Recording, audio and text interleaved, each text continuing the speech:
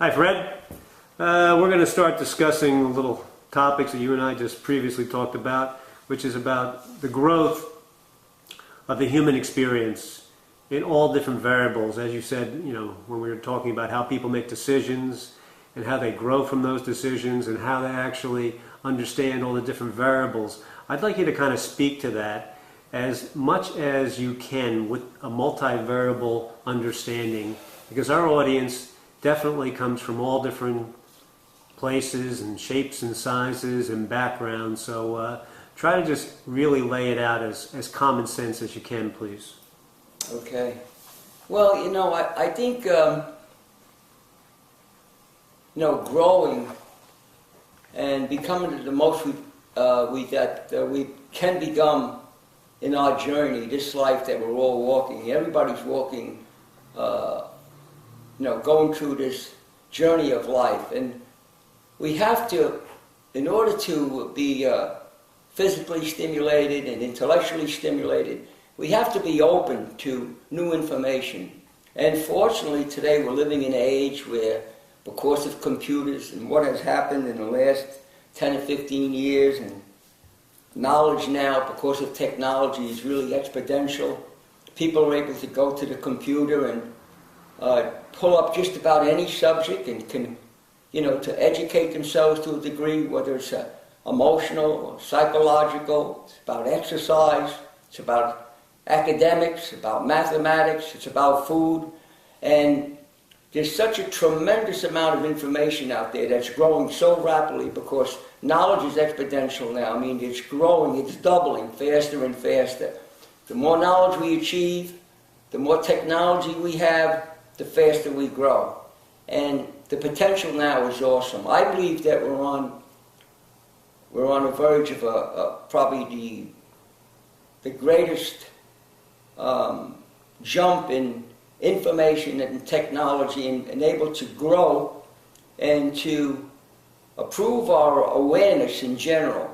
But in order to do that, in order to grow, physically, in a healthy way, and to promote longevity, and to stimulate ourselves to grow intellectually, to improve the choices that we're making in our life today. All you have to do is watch television and read the newspaper, and you could see how many people are making terrible choices in their life. They're making poor choices in their life. You see so much about crime and criminal activity and sexual and physical abuse, and people are making claims and in the name of different religions and doing different things that are just, terrible, terrible things. And what I found in my life coming out of depression in the 30s, what my experience is that the best way to grow is try to have an open mind, not to be a legend in your own mind, to have an open mind and have a true thirst to not to settle for mediocrity, but be at the most that you can, whatever that is. In order to grow in general, to develop our minds so we can make the right choices in life, because making the right choices in life, it's very, very important, because we can make a choice. One choice in your life could change the direction of your life and ruin your life.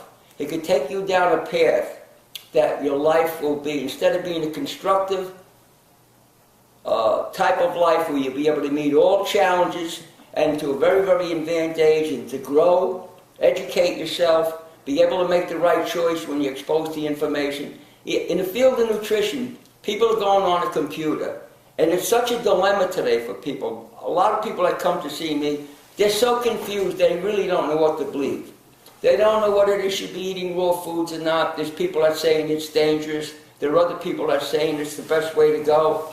There's a tremendous controversy about animal protein. Is animal protein poison? Can you eat animal protein and be a healthy person? Can you grow and develop a well-developed physique without eating animal protein? Can you get enough vitamin B12? Is the human body capable of producing enough vitamin B12? So these questions pose a dilemma. There's always somebody in this confusing array of information that seems to have a good argument to justify their position.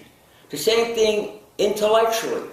How do we come to understand our relationship with God if you want to have a relationship with God? What does organized religion mean? Is it a personal, man's interpretation of having a personal relationship with God? What does it actually mean?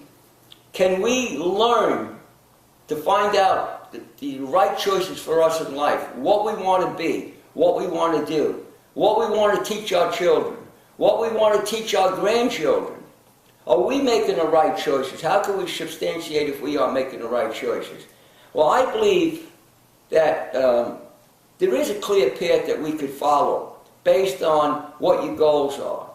And that's what I did in my life. And it seems to be, at this point in my life, I'm 82 years old, and it seems to be working out for me. I still have a high-quality life. I feel good. I'm very active. Mentally, my mind is still good. I'm not, fumbling over my, where I left my keys or something like that. And the way to do that is to be able to realize the position that you're starting from and where you want to go, and what steps you have to take to get there.